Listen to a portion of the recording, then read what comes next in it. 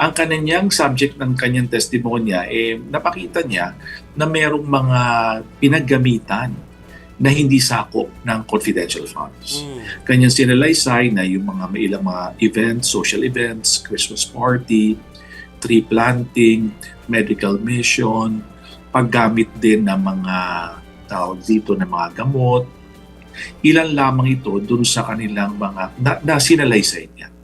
Nasa sinabi niya, hindi katanggap-tanggap ito sa paggamit ng confidential funds. Kasi sabi niya, may mga bagay lamang na angkop na paggagamitan ng confidential funds. Pati nga ang paggamit ng transportation, even reimbursements, ay hindi pa pwede. Minsan nga kahit tama ang pag-disburse or tama yung disbursement documents, pero wala doon yung panahon or yung period of time na kung kailangan dapat gamitin, it would also raise a red flag. Tandaan natin that this is the auditing, parang auditing firm ito ng Republika ng Pilipinas. Kaya may sinusunod silang proseso.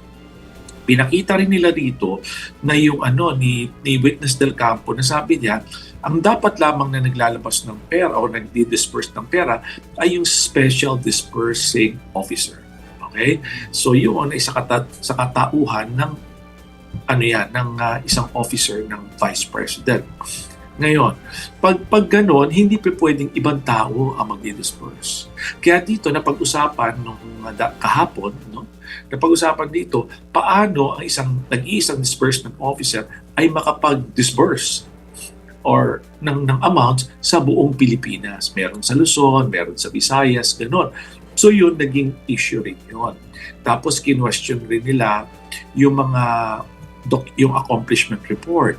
Hindi raw pinakita kung bakit na nararapat na maglabas ng reward para sa mga informant, para doon sa mga tao na tumutulong pagdating sa confidential and intelligence operations na yan.